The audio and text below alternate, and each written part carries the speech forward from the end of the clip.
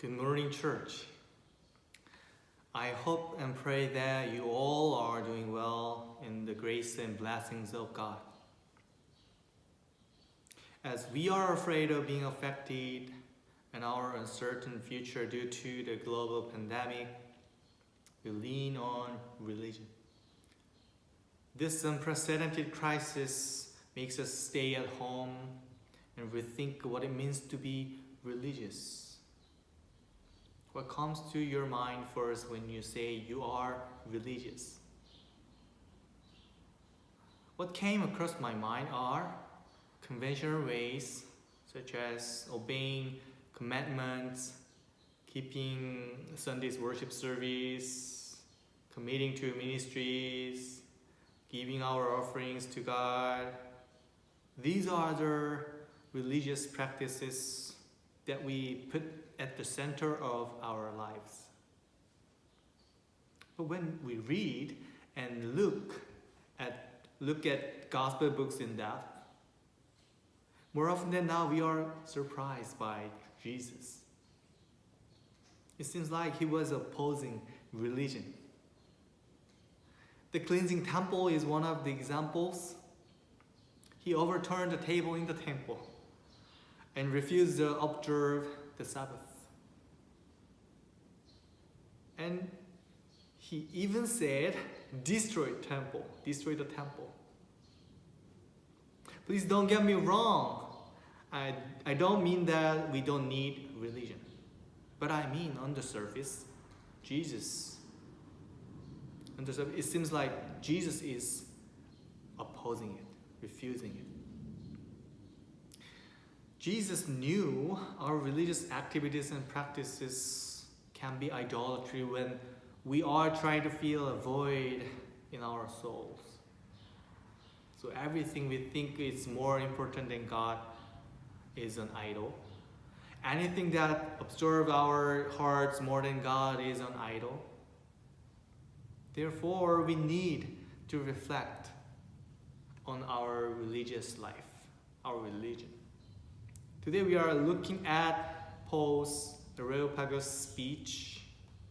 I hope and pray that the Holy Spirit guides us to wisdom on what it means to be religious. Paul was a great missionary and a great preacher when he preached. As he preached about Jesus and his resurrection, many Gentiles were brought to God. But his missionary journey wasn't always welcomed. He faced hostilities and persecutions. In Thessalonica and Beroea, he faced violent opposition. So he was brought to Athens to escape threats and persecution. While things cooled down in two major cities, he had a tour in Athens waiting for Silas and Timothy. Ancient Athens was well known as the region of democracy, history, culture, education, and philosophy.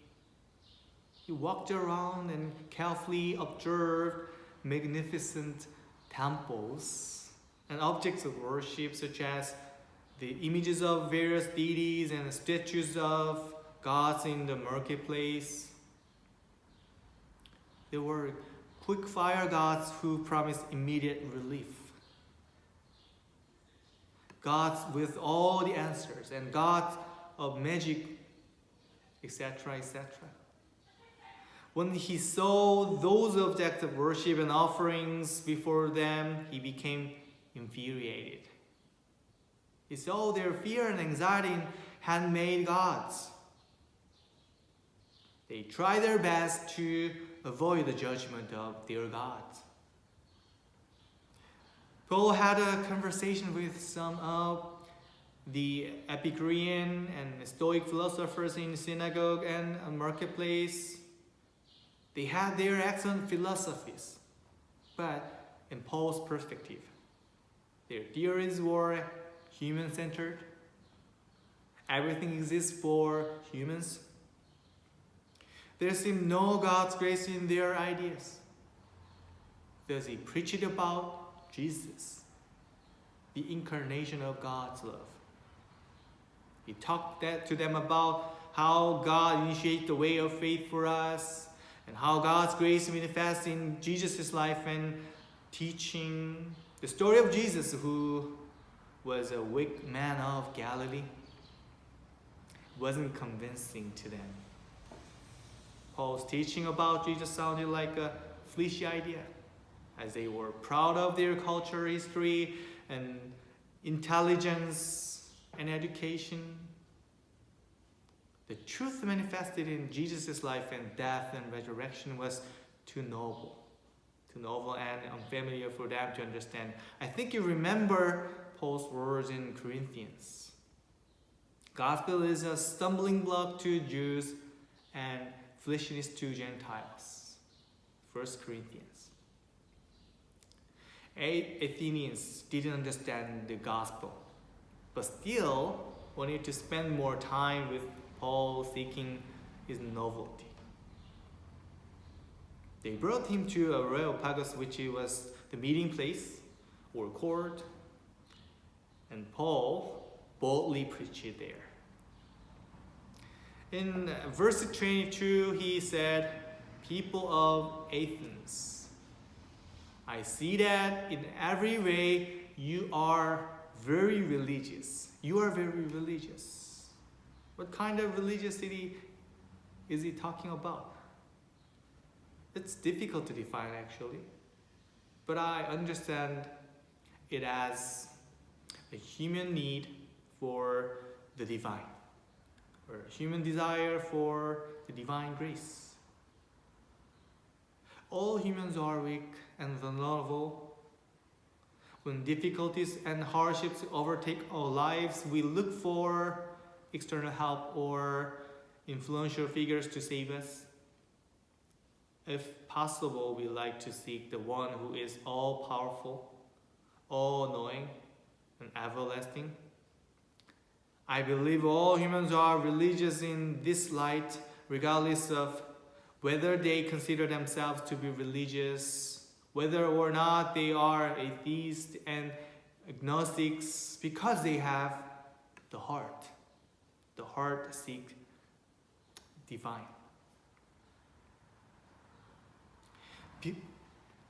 Paul thought Athenians were religious, as he knew their objects of worship symbolized their God-seeking heart, as well as their human vulnerabilities. But the problem was that they tried to satisfy their greedy desire, making altars and statues. He said, "I even discovered an altar upon which had been inscribed to an unknown God." To an unknown God. They made more than 3,000 gods, such as gods of wealth, gods of power, gods of health, gods of death, gods of wisdom, and you can name it. But their gods were not sufficient to solve all human problems. They were not able to get enough gods to satisfy their insatiable desire. They knew that there is always something beyond their perception and understanding. Paul's point is that their religion is not adequate. They were stuck within the idols they made. Their religion kept them from freedom. I believe true religion is not oppressing people, but instead liberating them from their captivity or yoke. I think Jesus was the true religion. He said, "If you abide in my word, you are truly my disciples, and you will know the truth, and the truth will set you free." Throughout his entire life, he showed such freedom, ironically surrendering himself to God's will. When people met Jesus, they became free from sin. He set them free from their captivity. I understand why Paul became infuriated. He saw the false religious practice of Athenians. They worshiped themselves through their handmade idols. And they were happily caught up in false idols, false gods. Paul tried to change their perspective on God, saying, you are ignorant of the very thing you worship. And this is what I'm going to preach to you. The God who made the world and everything in it is the Lord of heaven and earth. His words sounded stunning to the ancient Greek philosophers as they thought the world's source is water or atom or numbers. Paul said God created the world. He meant God is the only source of the world. And he added, God does not live in temples built by human hands. And God is not served by human hands as if he needed anything. Rather, God gives everyone life and breath and everything else. Athenians made thousands of idols and they built huge and beautiful temples, but they worshipped themselves. They gave their offerings on altars to get back God's protection and blessings. It seemed like they were worshiping God, but instead they were domesticating their gods. Paul changed the order of give and take. God provides everything to us before we give our offerings, before we give. Paul continued, from one man, he made all the nations. He meant everyone is from one God. Everyone is from God. No matter where people came from, no matter what religions they have, no matter what ethnic city they have, whether or not you like them, they are God's precious creatures. Therefore, if we believe in God the Creator, we cannot harm others. We cannot ignore our neighbors and their sufferings. If we overlook them, it means we are against God. We are against God, the Creator. Paul also said, we live and move and have our beings in God. I was fascinated by this sentence. We live and move and have our beings in God. We cannot live without God. Our lives are the place where God works. When we humbly admit this, our lives change. When we believe that we live and move and have our beings in God, our lives become miracles of God. I have an experience that helped me deepen my understanding of religion. In April 2014, actually I shared with you a couple of times. There was a shipwreck in Korea. Out of 476 passengers and crew, 304 died in the disaster. Most notably, around 250 students from the high school. The evacuation had not taken place immediately. There had not been clear procedures and hierarchy of communication in place. The people on board waiting for direction and rescues were drawn helplessly. The disaster was blamed on a combination of illegal redesigns, cargo overloading, the inexperience of the crew members steering the vessel, and lax government regulations. The parents cared for the reason for the sinking of the ferry and the failed rescue. They wanted to know why. Why their children had died. I desire to see the churches could help them to bereaved families, as Jesus taught us to do for the least in society. But I was discouraged by some mega churches as they didn't attend to those in need. Were they not religious? They were well known for religious enthusiasm, such as their early morning prayer services every day.